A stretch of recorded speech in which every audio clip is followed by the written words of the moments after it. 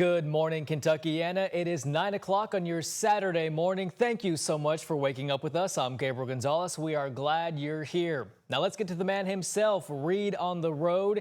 He is down at the Big 4 Arts Festival this morning with a little preview. Reed, good morning to you once again.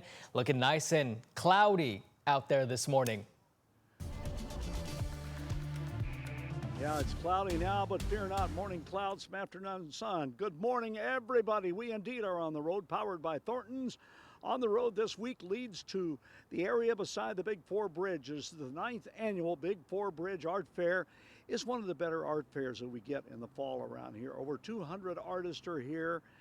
It is going to be a very, very good day. It's not bad now, but it's going to get better.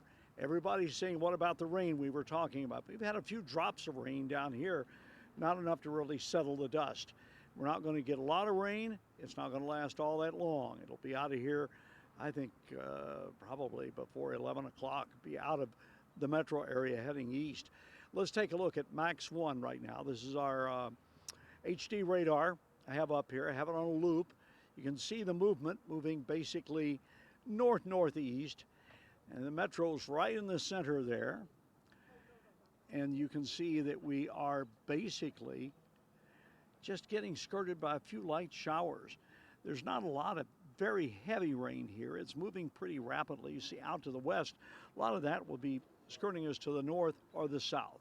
So we're going to track some rain this morning here, but not all that long and not all that much. Do not cancel any plans today. Got a really good day coming up. We're going to get the sunshine in here. Let's go ahead and take a look at our forecast for the weekend. It's going to be a good weekend. Today, low 70s. Morning rain, afternoon sunshine in.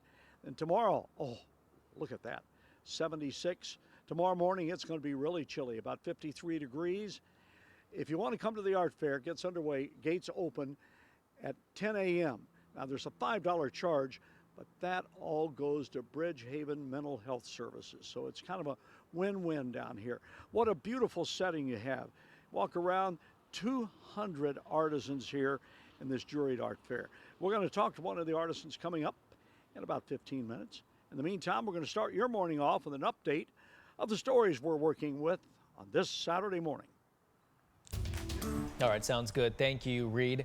Moving on, police still don't know how a dead body ended up in the Ohio River. LMPD's River Unit found the body in the Ohio River just north of the Belle of Louisville around 4:30 Friday afternoon. Right now, LMPD does not have any new information. Well, we have new information on the father that was arrested in the death of his 5-year-old son. Police say 24-year-old Laren Gardner Jr. is now charged with murder. 4 days ago, LMPD says they got a report that a child fell down a flight of stairs in a home on Conestoga Avenue near Algonquin Park. But investigators believe the child's injuries were more severe and not consistent with a fall. The 5-year-old boy died at the hospital the next day. Gardner was arrested yesterday. According to the arrest citation, his 4-year-old daughter saw everything. Gardner is charged with murder, child abuse, and other charges. He's set to be in court at 9 o'clock this morning. In Breathitt County, prosecutors are asking for additional evidence in the case against Felicia Gross and Joshua Gross. They're accused of killing 10-year-old Jaden Spicer. That's Felicia's son. He was missing for a week back in August before he was found buried in Jackson, Kentucky. During court, prosecutors had to petition to get access to school and medical records for Jaden.